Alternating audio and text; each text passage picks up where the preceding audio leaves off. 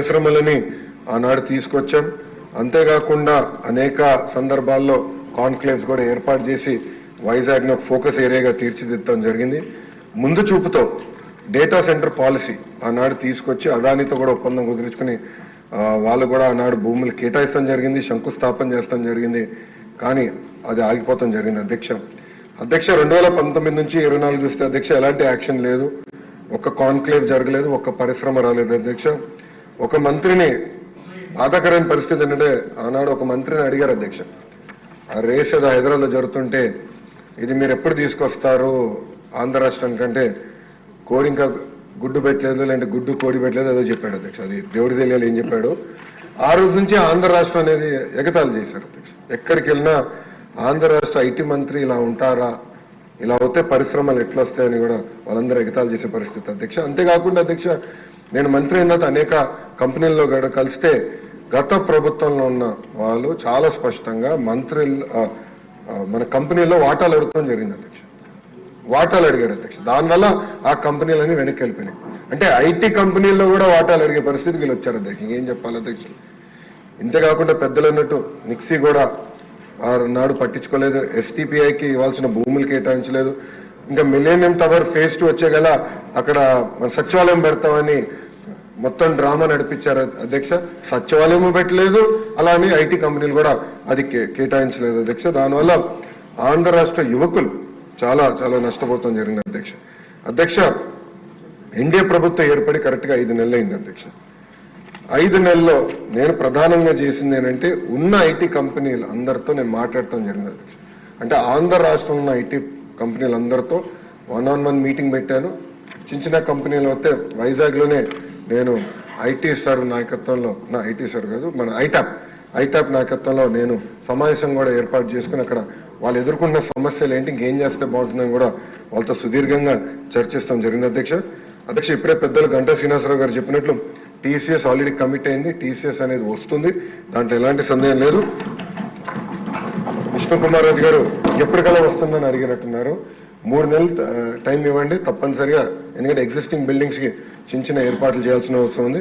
3 నెలల్లో తప్పనిసరిగా టీసీఎస్ విశాఖపట్నంలో ప్రారంభిస్తున్నారు. అంతేకాకుండా ముందు చూపుతో వాళ్ళని నేను చంద్ర సార్ని కోరాను, మీరు క్యాంపస్ ఏర్పాటు చేయాలి విశాఖపట్నంలో అంటే ఆయన ఒప్పుకున్నారు. దానికి ఆల్రెడీ భూములు కూడా మేము ఎత్తుకుతున్నాం. దానిపైన కూడా నేను చాలా క్లియర్గా 2-3 చెప్పిన తర్వాత దాన్ని కూడా వస్తాను అధ్యక్ష. పెద్దలు వంశకృష్ణ గారు అడిగినట్లు అధ్యక్ష, ఇక్కడ ఎకో సిస్టమ్ కూడా ఏర్పాటు చేయాలి. దాంట్లో భాగంగా నేను కూడా ఐటీ కంపెనీలు అందరితో మాట్లాడినప్పుడు ఇన్ఫోసిస్తో కూడా మాట్లాడాను. వాళ్ళని కూడా ఒక క్యాంపస్ ఏర్పాటు చేస్తే బాగుంటుందని వాళ్ళని కోరాను.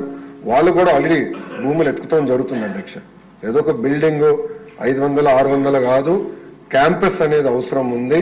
దానికి వాళ్ళకి భూములు కూడా ఇప్పుడు ఎత్తుకుతాం జరిగింది, మొదలుపెట్టాం అధ్యక్ష. నేను అనుకుంటా మాక్సిమం ఒక 6 monthsలో కొబ్బరికాయ కొట్టచ్చు నేను ఆశిస్తున్నాను. దానికి నేను చాలా కష్టపడుతున్నా. మీరు 20,000 ఉద్యోగాలు అడిగారు అధ్యక్ష. 5 సంవత్సరాలు 20,000 ఉద్యోగాలు నా టార్గెట్ కానే కాదు. పెద్దలు అన్నట్టు 5 లక్షల ఉద్యోగాలు ఒక ఐటీ రంగంలో ఆంధ్ర రాష్ట్రంలో క్రియేట్ చేయాలని టార్గెట్ గా నేను పనిచేస్తున్నాను అధ్యక్ష. మనం యుఎస్ కూడా వెళ్ళాను, అనేక డేటా సెంటర్ సంస్థలతో కూడా నేను కలుస్తాను జరిగింది అధ్యక్ష. ఒకసారి చూస్తే 2019 నుంచి 24 వరకు గత ప్రభుత్వం దీనిపైన ఎలాంటి ఫోకస్ పెట్టక డేటా సెంటర్ ఎకో సిస్టమ్ అటుపక్క విశాఖపట్నంలో, క్షమించాలి, అటుపక్క ముంబైలో, ఇంకో పక్కన తమిళనాడులో, అదేవిధంగా తెలంగాణలో వస్తాం జరిగింది అధ్యక్ష. అదే కానీ మనం కానీ ఆనాడు తీసుకొచ్చిన పాలసీ ముందలు తీసుకెళ్ళి ఉంటే Visakhapatnam data centre capital of the world అయ్యేది అధ్యక్ష.